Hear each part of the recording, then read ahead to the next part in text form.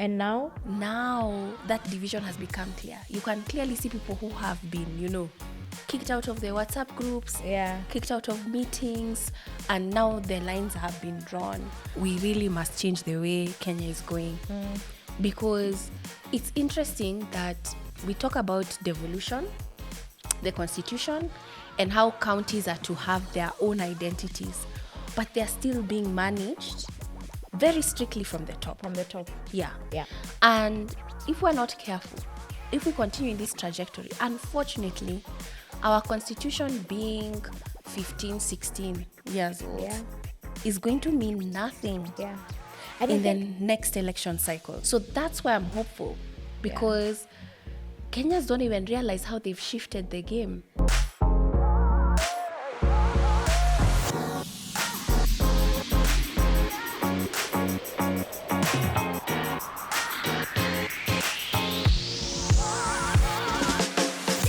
Welcome back, guys, to PolitiKali Konekted. And today's episode, I don't think you guys are ready, because there's one thing about politics. Because in politics, most people just think about the rallies and everything, but there's really something more to politics, which is in regards to power. Because the guest we have in studio today is someone who has played behind the scenes in all our political cycles for the last maybe 10, 11 years.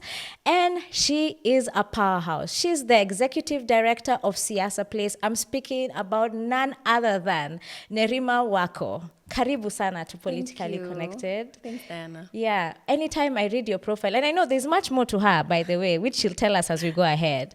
But you've done so much. I don't think there's anyone I've known since I joined this political space whose name is always mentioned, even when she's not in the room. Like, we need to talk to Nerima. Let's check with Nerima.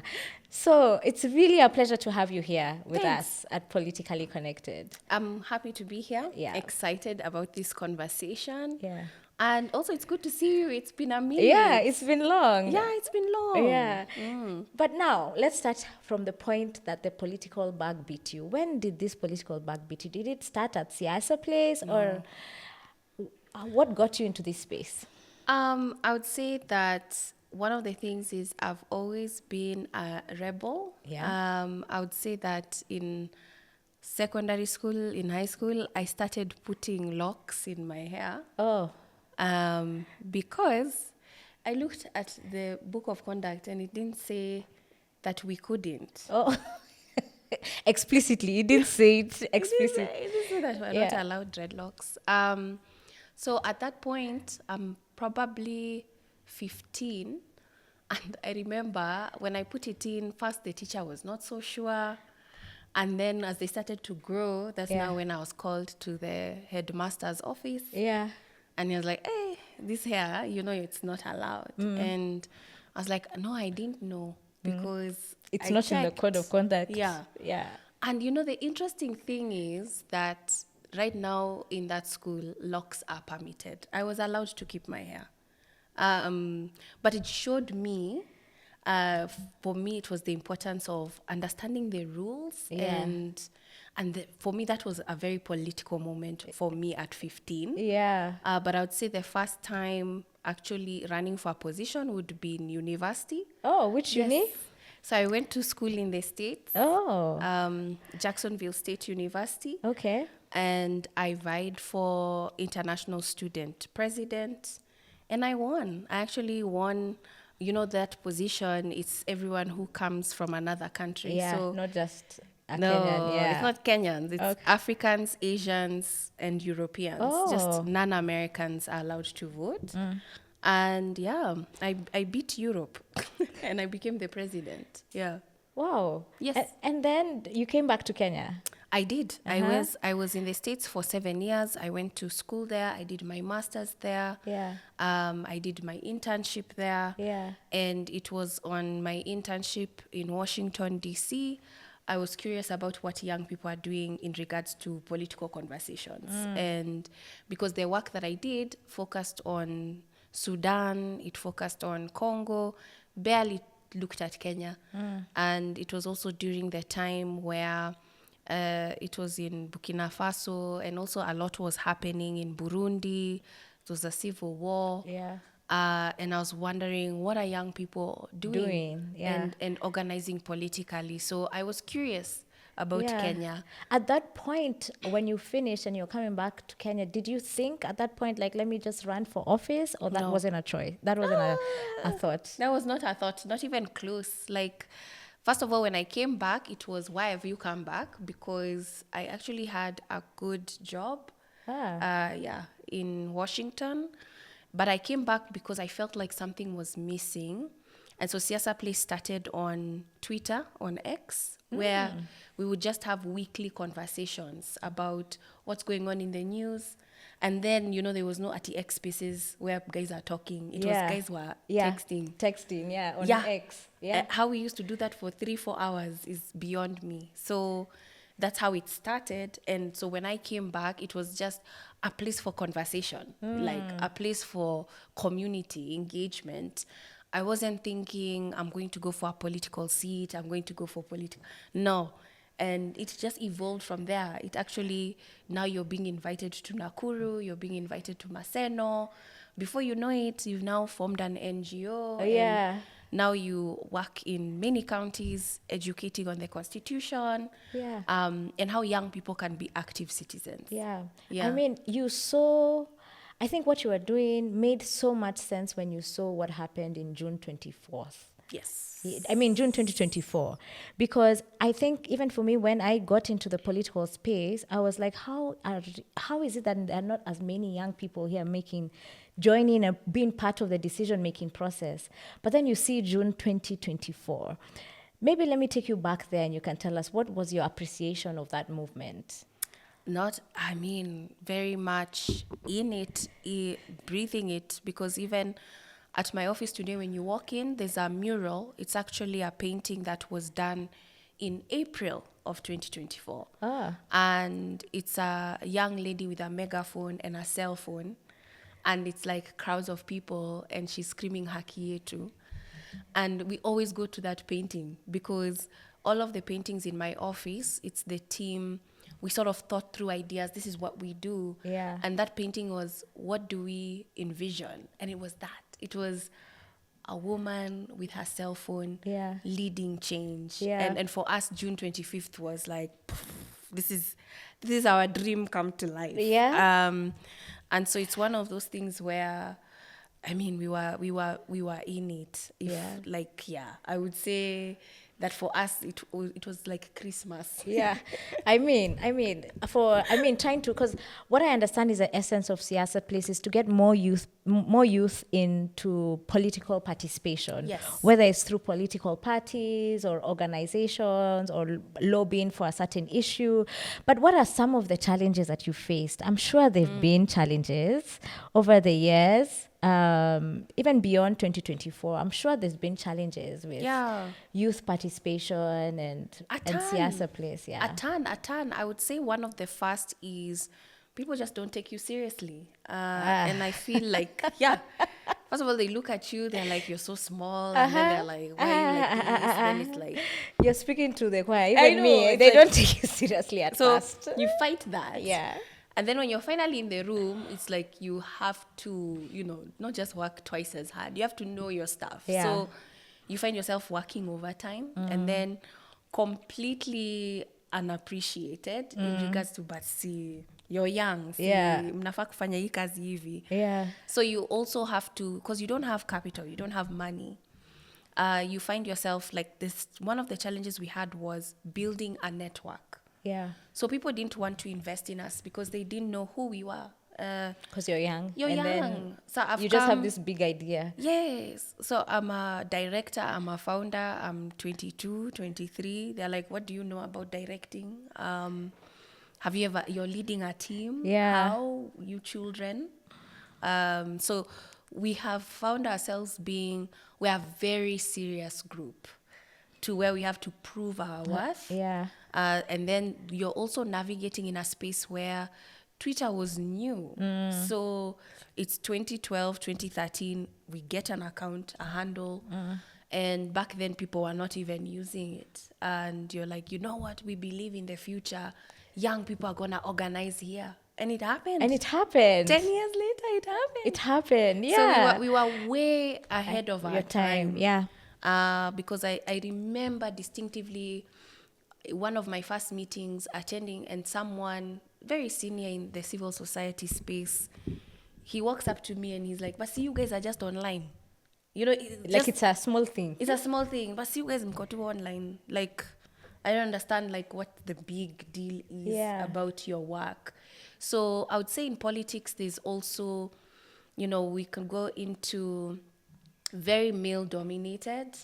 And so finding your own niche, your own voice, because I tell a lot of people that my kind of personality, like you talked about my CV and all that, I've done many things. Yeah.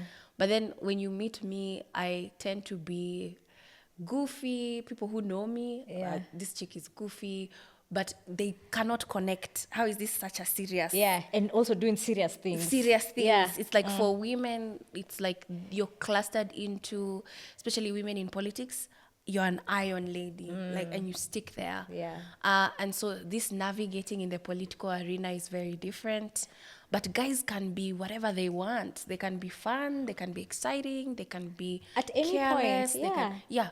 And people understand their personas. But for women, it's like, are you the socialite or are you the iron lady? Like, there's no in between. Yeah. And that's hard. And also just the way like political parties are structured. It's like, again, you having that voice, having that position, you find yourself, you know, having to show your worth a lot more and explain yourself. It's like, this one is here because alikuja na nani. Yeah.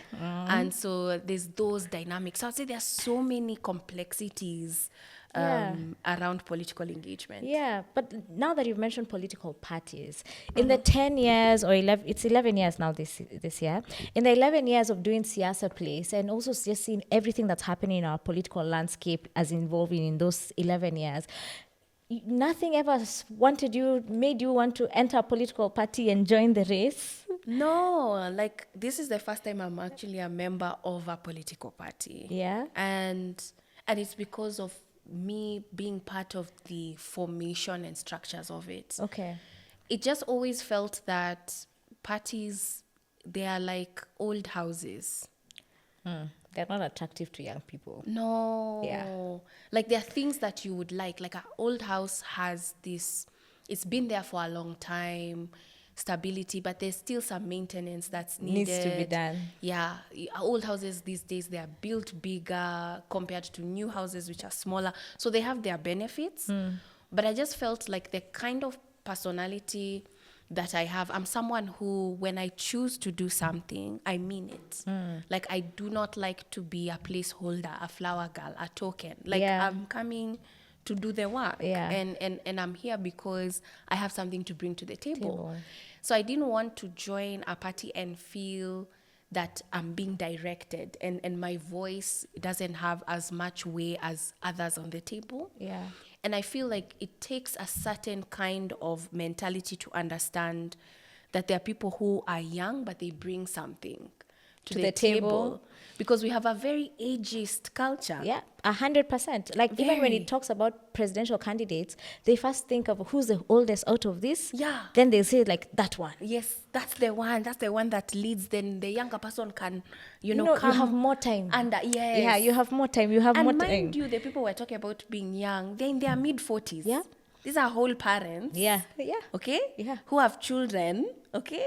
And they are paying bills. Yeah. Like, these are adults. But you're being told that you're so young. Yeah, you're young, you're inexperienced. So I'm too inexperienced to lead politics, but I'm very experienced to pay tax, to vote, to go to work, to have responsibility. But politics, I'm a baby. Yeah.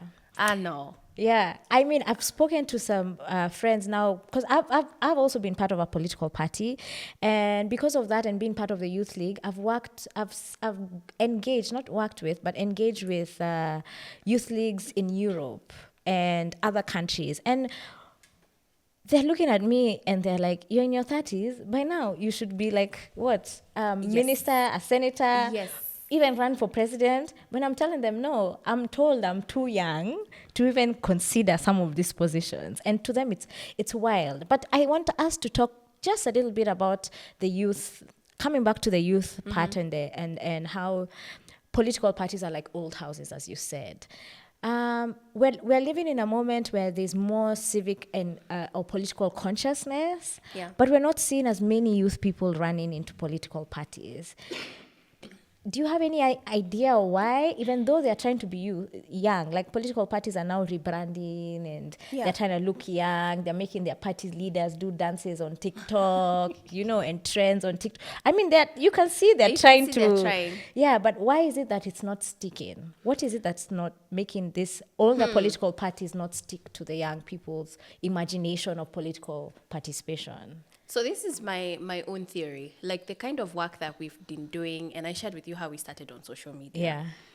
And young people, their first interaction with a digital device is getting younger and younger. So right now we have Gen Alphas who will probably come across a phone before the age of 2. Yeah. And a lot of our social media platforms, any one of them, when you open it, it's either what's on your mind, what do you think, what do you want to share, share something. It's very opinionated. Yeah. So they have grown up in a space where their opinion matters, even if it's just a picture of what they ate for lunch, even if it's useless, like you just jumped on a matatu. Yeah. People want to know, what did you do and what are you doing? And the politics of today doesn't give two craps about what young people think. It doesn't. And so this is where the clash is going to come. Because you will have people joining politics wanting to actually have an opinion on the matter. But the way the house is built, this is my house. Yeah. Kama unataka kusema kitu kwa hii nyumba, nenda utengeneze yako. Okay?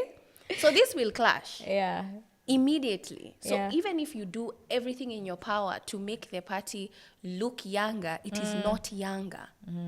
You have not fully adapted to the kind of politician or young person that's coming in this space right now. Yeah. And we should be looking at India. The fact that we have Junta party. Yeah. Cockroach party. Cockroach party. Started as a rebellion.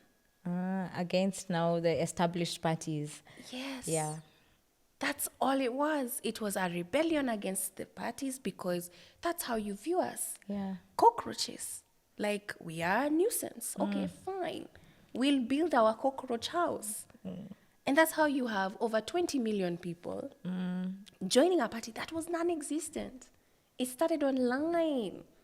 And this is something that parties today, it's like, how did they start online? I think it's also the thing is how they were thinking about how did the Gen Zs mobilize themselves to reject the finance bill? Those are questions that they were all asking themselves. Like, how did these young people mobilize? And now we are seeing like we were seeing hashtags on Twitter, TikTok. At that time was also big to mobilize. But I think for me, what I expected because of that energy, and maybe you can share your thoughts, is that I thought that now because there's political awareness, and let's have a Gen Z party. Let's have a party that represents the Gen Zs. Let's play this political game at the level of these old houses, but have a new house with a new member. But we never got to see a Gen Z party. Why do you think that? That's a good question. I think, so first of all, they wouldn't allow us to register one. Yeah. Because, yes, you have to have a party that is diversified. So you have to have the different ages, the different da-da-da-da. That's fine. Okay? Yeah. But, and that's the reason why I did join PM Party. Okay. And for our listeners, People's Renaissance Movement. People's Movement. Yes, is the party that I'm a member of. And the reason why I joined it is because it brought in this idea of we are building something very new. Even when you look at our name, Renaissance means rebirth. Yeah. So we are saying we want a new Kenya. And even our tagline is, we are the change we need. We are that change. And we say mabadiliko ni sasa. Because we're just like, by the way, we don't like how things have been run. We don't like how the direction that Kenya is taking. All these political parties call themselves democratic something. Yeah. But there's absolutely no democracy within these parties. Yeah. And it's from as simple as getting a nomination ticket. The first people who are sacrificed is the young people and women. And so that shows you there's no democracy there. Yeah. Because if really, truly it's about democracy, then all people are treated equally. Yeah. And so that's also important for people to understand. So there are parties. There are going to be new parties because PM is party number 93. I actually wanted to say that when I was going through the political party list, and I'm like, why do we have 99 political parties? And there'll be more. No, why? Do you think there's a possibility that perhaps we need to cap it now towards the election? Because for me now, political parties, at least what you're telling me here, like People Renaissance Party has an ideology. They have a vision for this country. But you can count maybe with one hand or with two hands the parties that you can see, that you can actually say like, okay, that party stands for this, or this party has done this and that. But the other 60 plus parties, we don't see them. We don't hear them. Or maybe it's also on the media's part, they don't platform them. But what exactly are these political parties doing? In my opinion, sometimes people rush to go register a party because they know it's coalition time. And because it's coalition time, the only way I can get to that table is I'm called a party leader. So since me, I've cosaned with my party leader, let's say I've cosaned with Nerima, I'm like, Nerima, me, I've gone to create my own. And when I get to that negotiating table of coalitions, I come with my own demands. I'm like, but if you want me to fold, give me this number, these billions, and I'll fold my party and I'll come and join yours. And it becomes a business model. And I'm like, how does it translate into political representation if now this new party that comes up and I'm like, oh yeah, this looks nice, and then it falls? I'm like, are we now turning our politics into even a deeper game of money, which it already is, but then now using the actual institution that's supposed to propel us forward? That's true, but I would prefer having multiple parties than fewer parties, because like even with the United States, and you see the Democrats and the Republicans, there's the Green Party, which you barely see, and they always front an presidential candidate. Oh, really? Yes. I have never heard about the Green Party. Exactly. And it's a woman. Like, they always front a presidential candidate. And so I feel that it tends to overtake what the genuine issues are, because there are people who do have issues that would never be platformed, or ideologies. And for us, we don't really have parties that stand on issues, unfortunately. So there I agree with you. But I do think that our parties do need to have an audit done. There are parties that have been dormant, that should have been shut down by now. A long time ago. There are parties that they're not even sure the kind of members that they have. I know that ORPP brought in a new process in terms of verifying members, and now you need consent in terms of utilizing people's ID numbers. It's not like 2022. I found out before I joined the political party, I found out I was registered to, I think it was Jubilee, and I'm I have never registered myself to Jubilee. Yeah, my sister was in Roots Party, and she was just like, how did I end there? And my sister, by the way, she's not even political in any form or fashion. And so it shows you that now with ORPP, with these new regulations where you have to get consent, people actually say, I am a member and know I'm a member. And they now have this step process of people's numbers and emails. I think we're getting to a point of getting better at that. Okay.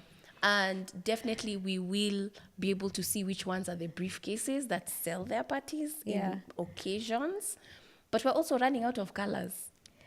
We're running out of colors. Like, by the time you have 93... That's true.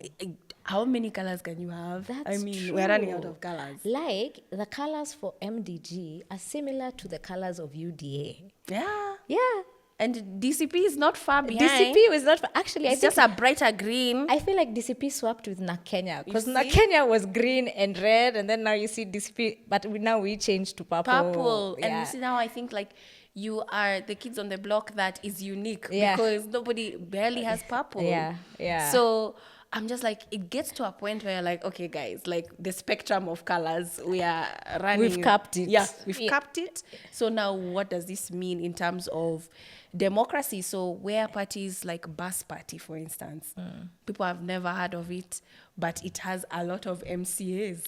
And the fact that...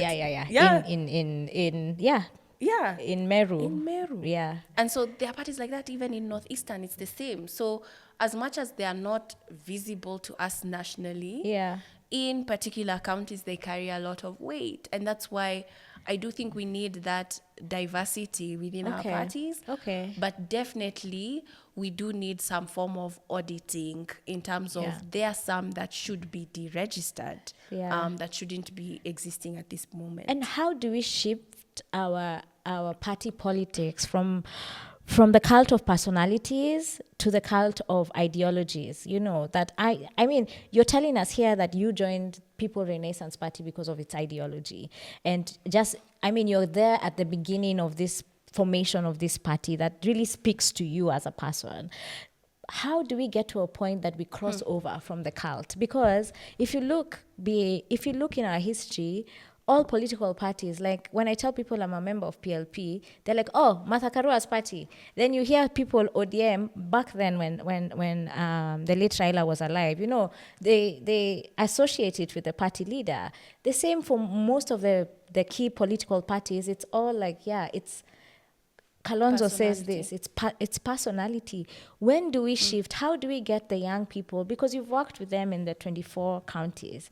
How do you see that? When does a shift happen, or how can the shift happen? That now our political parties stop to identify with the person at the top, and it now moves into the ideologies. Because I think right now with how people are actually moving, it's issue-based. Yes, it's just the political parties that are still ukunyuma. Yes. It's going to be issue based, because people are, when you start seeing people contributing toward candidates or politicians, that mentality is shifting. And even when we look at, we talked about June 25th earlier.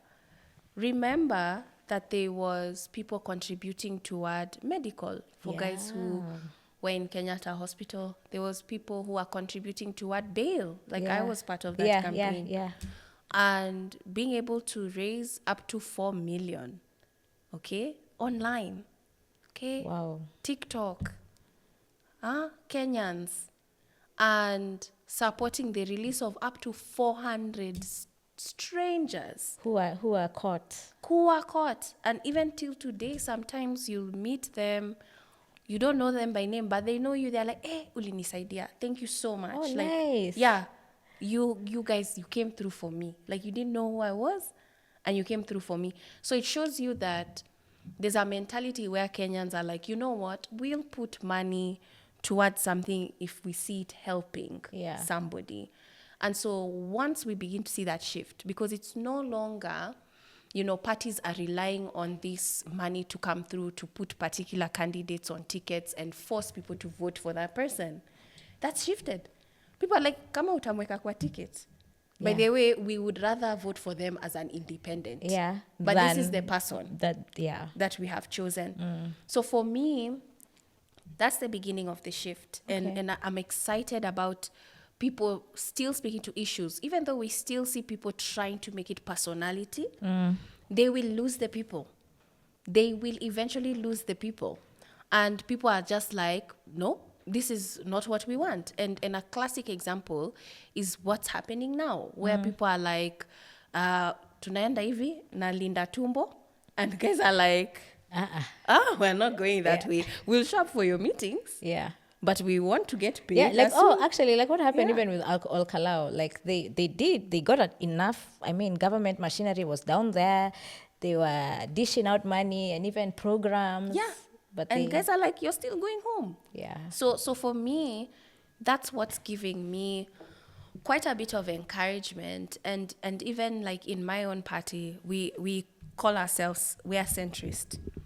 And we believe that you can gather from both worlds, whether it's left, Now, Nerima, many people here do not know what being a centrist is. Okay. So explain to them the spectrum of simplest. political ideology between right, center, and then left. Okay, so I guess in the most simple, but it's quite complex because there are many layers. Yeah, there are many layers. There are many layers. I would say that liberals are the left, and the left is optimum. An extreme liberal is you have your human rights, and human rights also includes homosexuality, gays, whatever, and then access to education, health. It's more everyone has access to their basic needs. That's democratic and freedom of expression and speech. So you live in a society that's liberal. So you do not control what women wear. You do not control reproductive rights. Free. Or even sex, how I identify. Free. So that's the free end, and that's the extreme liberal. So people normally fall, there's a rainbow of layers of where people fall. So center, we're in the middle of the right. And so the right are mainly, I would say, conservative. Family is an important unit. Even when it comes to religion, their views, they have specific identities that are important to them. I would say the economy is important. They believe that hardworking people should get paid more than people who just, because you're a citizen and you're a human, you should have social welfare, which is more on the left. So they believe you work hard for your money. So it's more capitalist on that side. More capitalist, and they believe that markets should be not really controlled, but in a sense, people who work hard should receive more money, while these people also believe everyone who breathes and lives should have access to their basic needs, whether they work or not. Okay. So we're in the center. You're in the center of both. Of both worlds. And the center basically means that there are some aspects of liberalism that we agree with, and there are some aspects on the right that we agree with. So for us, like, center, family is important. Yes, we agree with you. For us, people-driven solutions, democratic, we agree. That's important to us. The economy is important to us, which we lean more toward the right. Understanding markets, should government be very involved in markets? We don't think so, but they should have a strong aspect in those decisions, which we agree. So I would say that we stay in the center, but we lean more toward the center left. So in Europe, you will find parties that lean towards center right heavily. Like right now in Germany, the current governing party is center right. Center right. It's moving more toward the right. Which is worrying in Germany. For next year, we'll see how they perform. But so we are a center-left party. And so there are certain attributes where we say we believe that everyone should have access to opportunity. If I was to just throw a question away, because this is also coalition building season, would you see any political party that draws closer to PM's ideologies in the current play of things? Can you see one or not yet? So when I see one, I would say MDG, because they have a focus on the economy, even though it's women-centric. But I do think that it's strange that UDA and ODM or broad-based were very easily able to come together, right? That is strange. I actually found it the strangest thing. Their manifestos do not match. They don't. So it was strange. Nerima, during 2022, because I was part of the Azimio campaign, people used to say, the UDA, the Kenya Kwanza manifesto is similar to the Azimio manifesto. And I'm like, no. It's not. It's actually worlds apart Yes. in terms of ideology. And that's even what Devin D has been saying, is that we never said that we'll stop corruption. Where did we say it? We said we'll stop state capture. But we Exactly. did not say we'll stop corruption. We said, tutadil kila mtu. And I'm just saying, like, I really like that you said that, because it's vindicating that for sure we were worlds apart. Worlds apart. Yeah, but Worlds here apart. they are together. Together. Yeah. And what do you think about the broad-based arrangement? Do you think that it's blurring the playing field in regards to also our constitution, limitations of the checks and balances of power, or is it just, this politics at the end of the day? I'm so glad you mentioned that, because we need an opposition. Healthy countries have healthy oppositions. And that room for critique is extremely important. Yeah. And so what has happened with broad-based is it clamped everybody to be administration. Like, it removed the voice of critique. And that's the first way to kill any nation. Yeah. There's no way we can all agree on everything. And the reason why we need opposition is they also bring in ideas so that we can meet halfway and have a compromise. And that's how you can even see instances of, the Republicans and Democrats. They'll agree on some things when it comes to, say, education policy reform, but not everything. And that's what builds a healthy nation, because we're millions of us. We're 50 million plus. Yeah. So how are we supposed to be on the same page about everything? So it removes that element of listening to what data can actually give us, how can we have the best solution, and that's why we are center.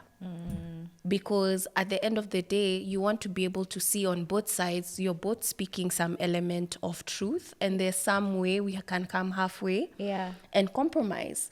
And that's how I believe that, every nation should be led, because even you as a leader, and you even being an MD, a director, you can't know everything. Yeah. You don't know everything. You don't. Yeah. And so the most healthiest thing for you is to surround yourself with a team that can direct you and say, I don't think this is the right direction because of da-da-da-da-da. So at the end of the day, you are able to make a proper decision on matters. You don't have to agree with your team in entirety, but there must be room for your team to feel that they are contributing. Yeah. But that's not the nature of this current dispensation, because it seems that even there's a cost for you to even participate or even raise your voice against a certain policy or act, or even just a direction in which the government is going. And I know you've played a key role. So maybe the question I want to ask you today, what is the cost of that political participation for many young people? My goodness. So a lot of my friends are current members of parliament, and some of the things they discuss, I just look at them like, I sympathize, because you'll hear one say something like, I can't even bring that to the floor of parliament because the speaker is not even going to allow me to speak, because they already know I'm going to negate a certain matter. What they're going to say. Yes. So you even have people who are so sure, like they've gotten to a point of, what's the point of even saying anything? They're not even going to allow me to speak. And this is the cost. And so even when you see, people speaking in gutter press, someone was removed from the WhatsApp group, that is absolutely true. People are removed from WhatsApp groups? People are removed from WhatsApp groups. Because you don't agree? Yes. But aren't we a democracy? My goodness. Don't we have, in the constitution, freedom of expression? That doesn't apply in parliament. It doesn't. I feel like the most awkward moment for me to witness was attending an event, and this is just before June 25th in 2024. Attending an event, and the president was there, Gachagua, the whole shebang. Yeah. And maybe 400 members. Yeah. And I was there and seeing him, the president, getting on the podium and just being like, all of you, you're going to vote this way. I don't want to hear anything else. Like, this is the direction. This is now for the finance bill, or it was okay. Wow. Wow. And me, I feel like I was the only one, like my eyes zimepanua. Like shocked. How did this happen? And I'm shocked. I'm shooketh. Yeah. And then I'm realizing I'm the only one shocked here. Yeah. People are just, I'm like, yeah. Yani, You guys are just all like this. yo. Yeah. Yani, it felt like I was back in primary school and the headmaster has come to assembly and has said, like all of you, like that. That's what it felt like. And for once, I was like, yeah, these are guys who've been elected, but they don't even feel or look elected. Yeah. It's like they've been whipped into submission. Whipped. And I saw that, and this is 2 years ago. Yeah. And now? Now that division has become clear. You can clearly see people who have been, kicked out of their WhatsApp groups, kicked out of meetings, and now the lines have been drawn. And I really do hope, and this is why, we say that we really must change the way Kenya is going.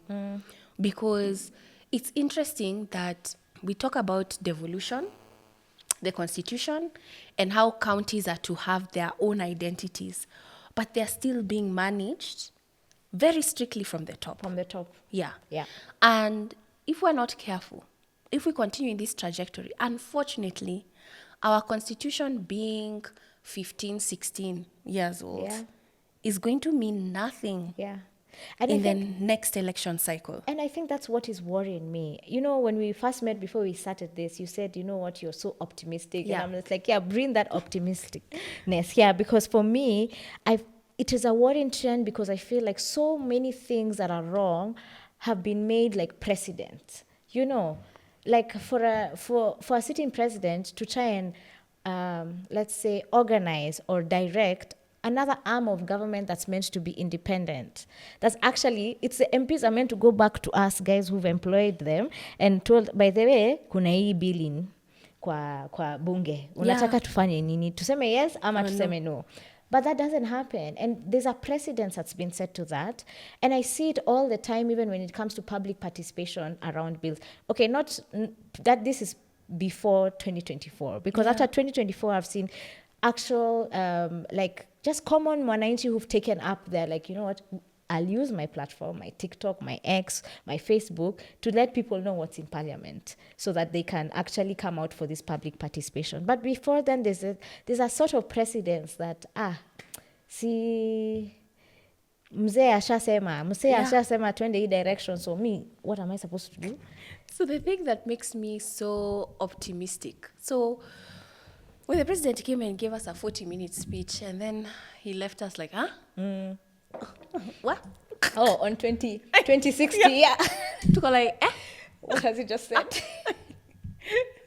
For me, that shows you, if you look into it, so June 25th happened because citizens didn't feel heard. Yeah. We called you. Yeah. People's phones zilicrash. Yeah. Tulituma ma email. Yeah. Yeah. Inbox za watu zilicrash. Yeah.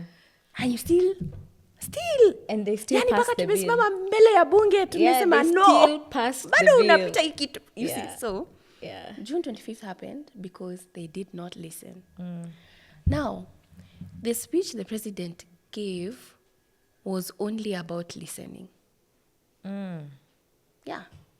He talked about, we need a vision, a new Kenya, named it whatever. Yeah. We're going to go to every citizen. There's a child, he said, there's a child right now wondering what I'm saying here, not understanding that it's something that's going to change the future of our country. He was talking about listening.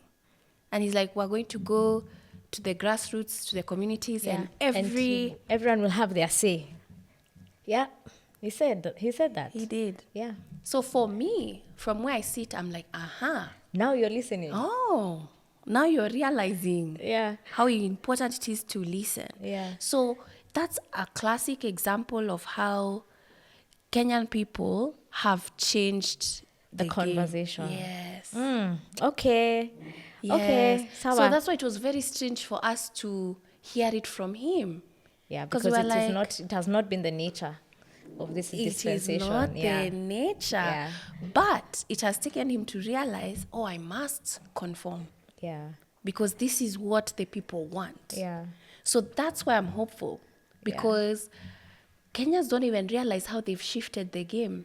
But what about the politics that happens, especially 1 year to an election? That's why you're saying, like, for a dispensation that is really just so, how can I say? I'm trying to find the best words to explain that this administration has been very undemocratic, right? In terms of even some of the laws that they've broken, human rights abuses. Yeah. This Kenya was a safe haven, Nerima. Oh my gosh. Around the region.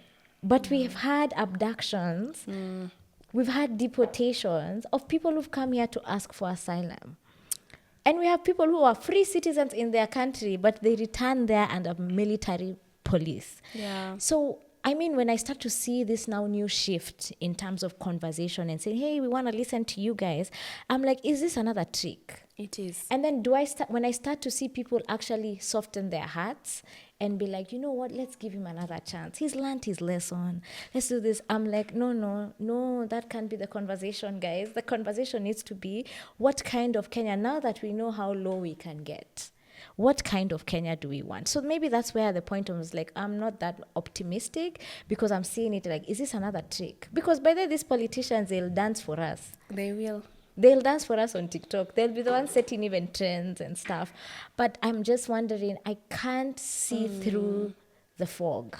Maybe you can, and you can tell us.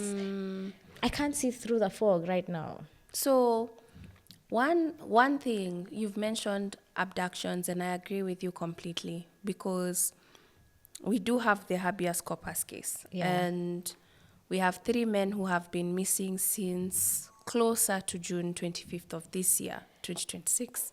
It was during the anniversary. Yeah. That's when they were abducted. And they're missing. They've been missing. And we've taken the matter to court, because even some of the stories of how they've been picked up, it's pretty obvious when it was an abduction. Yeah. People in balaclavas, ammunition, handcuffs. Yeah. One of them was actually just picked up from the barber shop. But wasn't there a court ruling earlier after 2024, the June protest, that now you can't be arrested by police who are in plain clothes? That police in plain clothes cannot participate in a protest. Yes. And even the covering of your face. Your face was no longer allowed. Yes. So I agree with you in terms of them, breaking the law. And, the IG showed up to court, and it's still ongoing. But the fact that we still have Evans Otieno, Martin Olo, Kiarie, they're still missing. For weeks, families have not seen them for almost 2 months now. There's still voices, like us, who are like, no, this is not right. This is not right, yeah. They need to show up. Yeah. Where are they? And we're not going to forget them, account for them. So that's one thing that gives me hope. The fact that there are still people who are like, no, we've not forgotten. Produce these guys. And then number 2, it would be the voter registration. And with Tukokadi, we still have voter registration ongoing. Yeah, the continuous. Yes, continuous. And it was so interesting to see, IBC announced that, hey, we've even surpassed our target. And you're just like, but you didn't have anything to do. But anyway. With whose help? I know. I know. But did they even at least credit? No. Barely. But that's a conversation. Like, we want to have another one, because there should be a second mass voter registration. Yeah. And continue to encourage people to register, because we need this swing vote to be so large and be like, by the way, we're watching you. Yeah.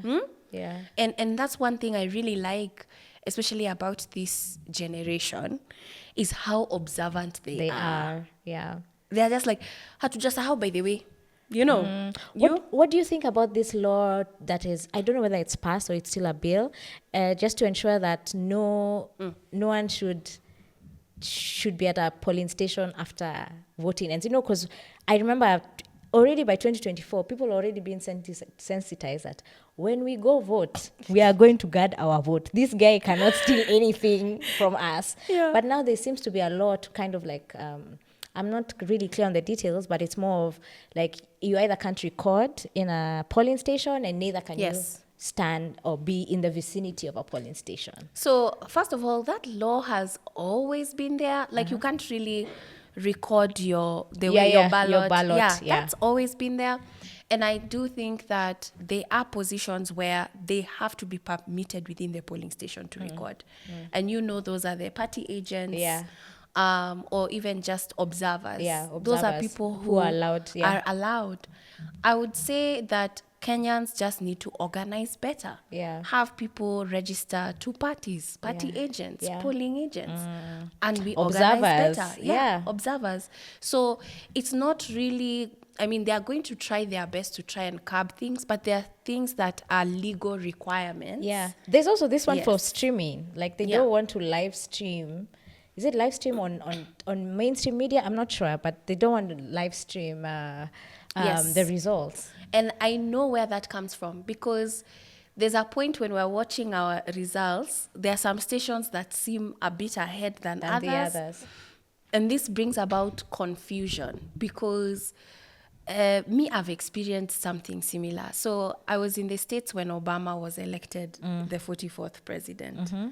And I was in a state that is dominantly white. I was in the South. I was in Alabama. Okay. And that's a Republican state? Yeah. I was in a Republican state. And we were watching Fox News. Yeah. And so I'm watching. We're waiting for the results. California had already announced Obama president before we knew in Alabama. I'm talking about a whole state. Yeah. It's like a country. Yeah. So it's a friend of mine who's texting you to tell you. Who called me screaming that Obama won. Obama won, Obama. And I can hear people cheering outside and I'm like, huh? And I'm literally watching it with my roommates. Yeah. And the announcement has not been made on live screen. Yeah. And it's like it took almost 30 minutes for Fox News to finally declare that Obama is the 44th president. Yeah.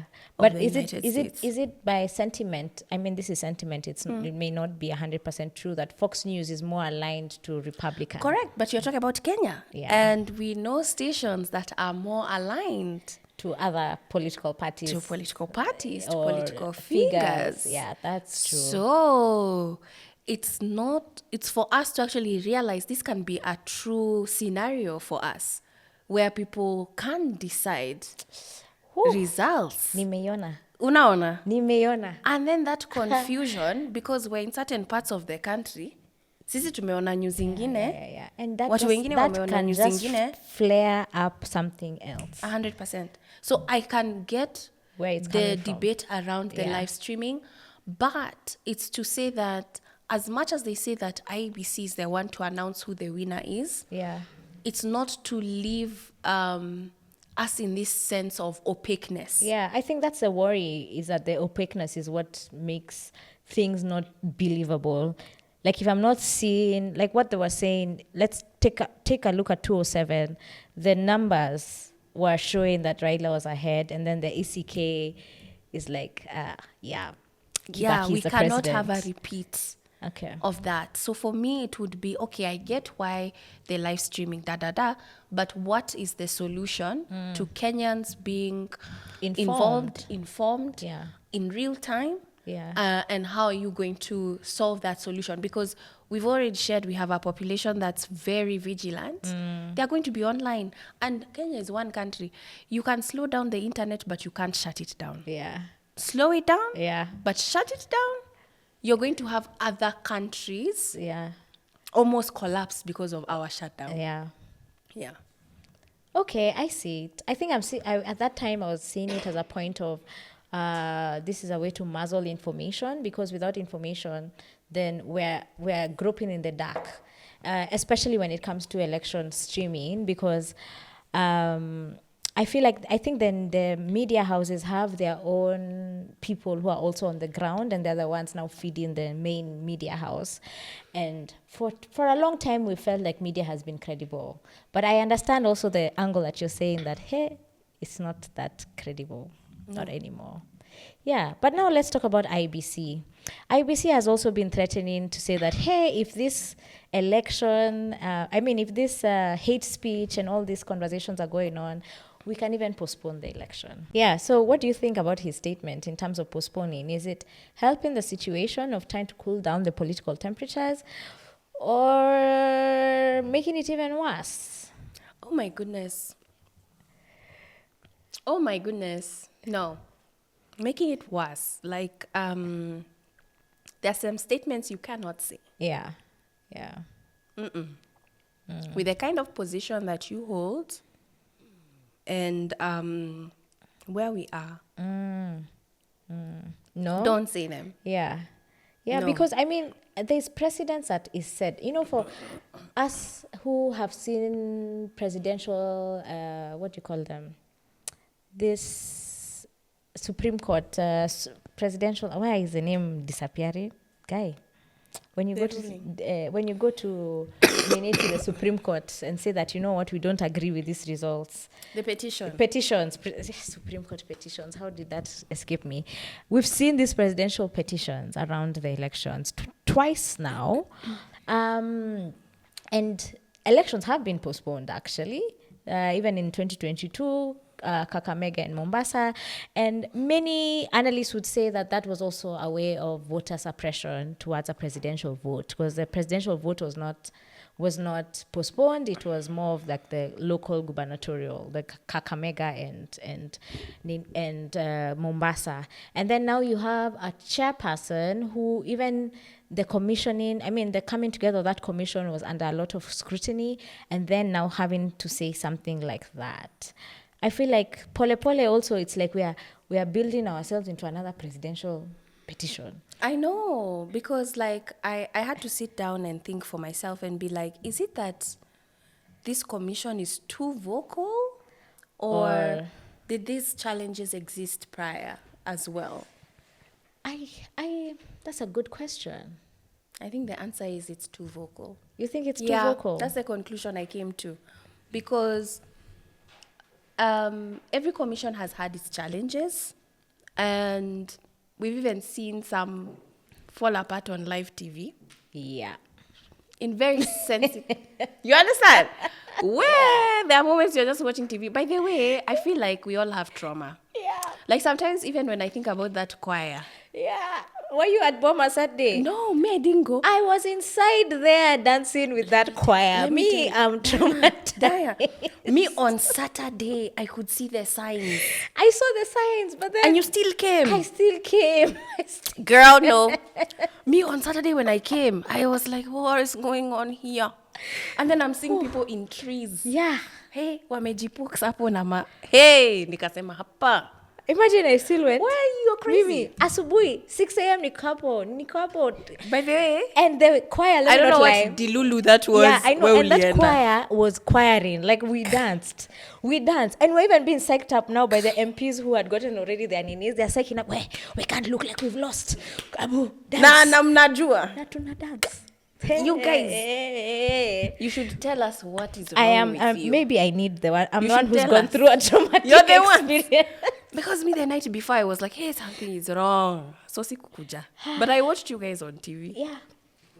Like my many friends were of even us. sending me screenshots. Like, I've seen you on TV. Well, like, what are we watching? Them, they were thinking because I'm on TV. Then it's obvious. Our presidential candidate is winning. The heartbreak. Betrayal, wait.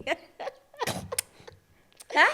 Anyway, here we are. So I'm saying we have been through worse test. We have been through worse. And somehow Kenyans were resilient. Yeah. Somehow I'm just like, I don't even know how we have survived this. That is it. I think that is it. Yeah. I don't know how. Kenyans are resilient. I don't know how.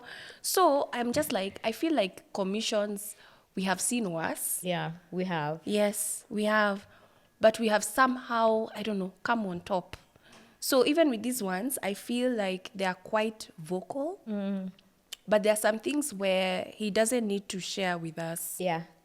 Yeah. No, you know, like a pilot, like you're flying a plane and then you're seeing, hey, there's something on the dashboard. Yeah, that's showing.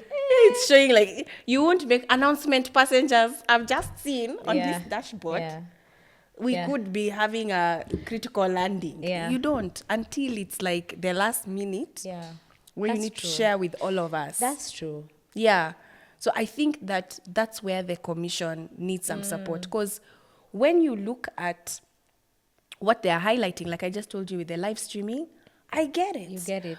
But I had to dig deeper. Yeah, to get it. Yeah, to that's get true. it. That's yeah. true. But you, the way you communicated, I beg.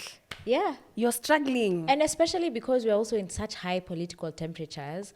And a lot of Kenyans also allow or wait for their local politician to make it make sense to them. So whatever that MP or whoever responds to that becomes the gold standard. That is the single source of truth. It's not even anything that could have been unpacked even on TV. So yeah, you're right. Like measured communication is important. Yes. And because they know that they are dealing with limited trust from the Kenyan public, how do you intentionally identify partners to be their voices? Yeah. Like, this is what we're trying to communicate. Help us communicate this. Like, even like the team with Tukokadi would have been perfect. Like, you guys, you young people trust you. Like, can we explain it to you? This is what we're saying. Yeah. That way, that information ripples even better. Rather than it's you coming, first of all, we are already, it's like that boyfriend who is always lying to you. Yeah. And then every time they come, you're not sure. Yeah. You're just like, I'm not sure if he's saying he's going where he said he's going. Yeah. It's the same thing. So how are you going to build that trust with a relationship that's broken? Yeah, that's true. Now, we can talk on and on, but I have to ask this question before we end. Like, Nerima, you are such a great resource, and you're so passionate about this country and even the young people in terms of even human rights, women issues. Why haven't we ever not seen you on the ballot paper? We want to tick over there, Nerima Wako, but we don't see you. So how come you've never run for office? Or are you planning to very soon? Are we going to see that?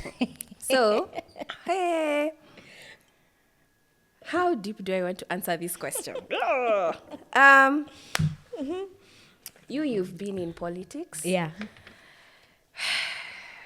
It is so toxic. Like, if you're going in there. Yeah, you have to almost shape shift. Yeah. Yeah. And I would say that, so I've always wanted to one day be a leader, but didn't see myself as a political leader. Yeah. So when Siasa Place started growing, I started getting more and more people saying, but you should run, you should go. You're always encouraging people. And I finally was like, you know what? I'm going to do it. Then I joined a party that's just starting. And then I realized, oh my God, it's so much work. Yeah. The groundwork. And so now when you're one of these founders of a party, you're just like, do I even have the energy to stand? But I feel like also it's more difficult to answer that question because my own partner stood in 2022. Yeah. And watching him come so close to winning for the Mathare MP seat, and then not winning, and then the chaos, confusion, because literally we had ballot boxes that were opened. Oh, in Mathare? Yeah. 21 ballot boxes. Yeah. And just seeing him go through that and then also experiencing it as a partner. Yeah. Is also something people don't talk about when it comes to politics, because you're not running alone. Sometimes I look at Sifuna and I feel so bad for his wife. Yeah, he's not running alone. You're not running alone. You're running with your family. Yeah. Now watoto. That's the thing with politics. It sucks. It sucks everyone in. Yeah. And I remember sitting there and being like, wow, do I have the energy to do this in 2027? With the intensity it needs. Yes, the intensity. And then also my husband is debating, am I going to go at it again? Yeah. And I'm just like, I know people always say, yeah, but me, I've seen couples where both of them. Yeah. So to answer your question, Yeah. one day I'll be on the ballot. Yeah. I want to be on the ballot. Yeah. But I don't know if it's 2027 Or Yeah. when next. Yeah. But the thing about you is that whether you're on the ballot or not, Nerima, we have seen your impact. I've been a beneficiary of some of the capacity building trainings that you've done in Siasa Place. And, it also helps us young people who are still trying to get that voice in that old house, continue to figure out how your voice will get on the table. So I feel like whether you're on the ballot or not, you are a powerhouse. Thank You are you. shaping what our political dispensation will look like in the future, and even now. Because I mean, these young people, the guys who are doing Tikokadi, I'm sure they're looking at you and they're like asking you, like, okay, how do we navigate this? How do we navigate this? So I mean, I agree with you in regards to sometimes especially for a woman, you have to make that choice. Even me, after 2022, I was like, by the 2027, I am going to run for office. But then I started looking at my kids. You see. And I'm like, I can't leave this Kayanka boy. No, because I know the intensity it will require. Yeah. And I'm not from one of these big boy parties. So I'd require to build my network from the ground up. So those are some of the decisions you have to make. But then nonetheless, what gives me so much inspiration is still seeing people do the work no matter the point. I don't need the office to do the work, Yeah. Yeah. And that's you're one of those people. Oh, thank you. Yeah. Thanks so much. Yeah. Diana. Thanks for saying that. Yeah. So we've come to the end, but I have some questions for you because there's some people who are really trying to understand, where is political organizing happening? So is it happening on X Spaces? Is it happening on TikTok Live? Where does the real organizing actually happen? Wow. They're wondering, is it TikTok? Is it X? It could also be both. But where right now do you think real political organizing is happening online? TikTok. TikTok? Yeah. Yeah? Yeah. Okay. Late at night. Okay. So what, in terms of, because you've seen a lot of political campaigns happening, what kind of language sails faster in the campaign trail? Is it sharing or English? You see, like with Linda Mwanainchi and stuff, which one most resonates or lands faster in the campaign trail? Interestingly, it's Kiswahili and local. Local. Yeah. Yeah. It's mixed. Like people will find new wordings, yes. Okay. But yeah, and a bit of Sheng. Sheng is mainly urban. Yeah. But I would say it's mainly Kiswahili and a bit of local. Or local. Okay. Yeah. And if you're to say one word or one thing to really just to help struggling aspirants, because there are very many aspirants in very different political parties, and some of them who actually all these political parties don't resonate with me, so I want to go independent. What would you tell them? Woo! Independent, you have to have a very strong personal brand. You can use social media to do that. When you go to churches as an independent, even if you contribute just a little money, people will appreciate. I think what I've seen a lot of young aspirants doing is donating even eggs, donating to churches like even rims of water. Yeah. Okay. That have their branding on there. They're using very creative ways, but it's very expensive. Yeah, that's the thing. Politics is expensive. It's so expensive. You have to have a plan, even if it's just fundraising, identifying 10 people who can contribute 500 bob to you once a month. You need to have a bit of a plan of, this is the money that I use for my campaign, no matter how little it is, just so that you have an expectation of resource coming in for the next 1 year. Yeah. Okay. Yeah. Last question. What the 2027 election will be won or lost on dash? You can continue. Wow. Well, the 2027 election will be won by the people who actually listen to the people. Yeah. Okay. Yeah. Yeah, that's true. Yeah, people who listen. Yeah. And I think actually there are some parties currently who are actually mimicking what people are saying. Like they pick up something that's happening locally and they quickly pick it up. So yeah, people who listen. Yeah, but it's not going to be the same faces. It's not going to be the same faces. No? You think so? I know so. You know so. I like that conviction. I like it. Yeah, because like I guess what gives me so much confidence is how, for instance, how Sifuna was dismissed. Yeah. It was called a passing cloud. Yeah. Actually, even on a news headline. Yes. Yeah. And to just see that quick turnaround. Everything that's dismissed, like even the way they would dismiss the Western Bloc, then that turnaround, like everything is happening the opposite of what we know our politics to be. Yeah, that's true. It's upside down. It's upside down. Yeah. So in my upside down world, Yeah. the candidates on the tickets will be people we don't know. In my upside down world, if I look at Nepal, they voted a DJ. If I look at India, they had a party that formed online. Yeah. If I look at Kenya, and named it cockroach. Yeah. So think anything impossible is what's going to happen. Yeah. Look at Sifuna going around with buckets of money and people putting in. Everything opposite of what we have been used to seeing is what will happen. So 2027 will be won by unlikely the people we are not used to seeing on the presidential candidate. Yeah. I like that. I can guarantee you. Okay, that now you have transferred your optimism on this side. You see? Yeah. Everything is opposite. Yeah. Everything is opposite. I'm excited now.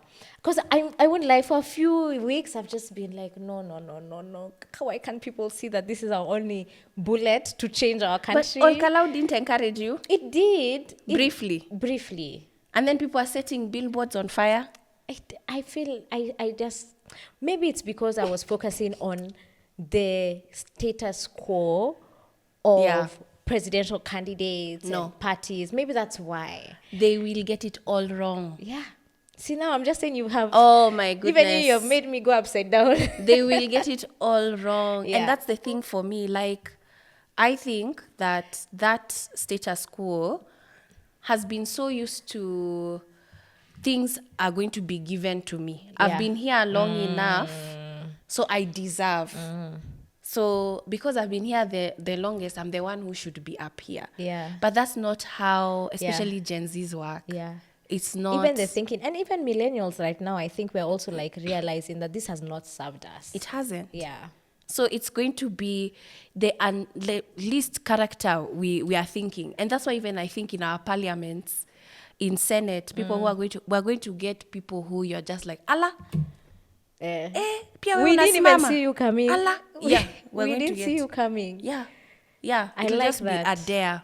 Yeah. I like that. Yeah. Thank you so much for transferring your optimism. Like, it's needed, because I mean the fight for a better country, and let me just say in the words of your political party, the rebirth of a nation requires a lot of optimism and a lot of sharing that energy with more people, because it gets tiring and sometimes you can see some fog and you're like, tuta make it kweli. But here you are, you're saying that tuna make it, and it's even going to be the most unlikely that we see. I promise you that. Yeah. So thank you so much for coming. I hope we'll have you again. Yes, for sure. I've enjoyed this conversation. Yeah, would like to have you again. There's so much more to discuss. We didn't even get through half of the things that we wanted to ask. So we'll continue. We'll hope to call you back. So yes, please. Asante sana. You guys, you've heard it here from the powerhouse, Nerima Wako. And if you're hearing about her here for the first time, please just go on social media and check. What are your social media? Nerima W. Yeah. Everywhere. Nerima W everywhere, and follow her. And as you follow her, you better remember where the source was, which was PolitiKali Konekted. We're all over. We're on YouTube, we're on TikTok, we're on all your favorite platforms. You'll find us there. And if you're not a visual viewer, you can also listen to us on Spotify and Apple Podcasts. So see you on a screen near you.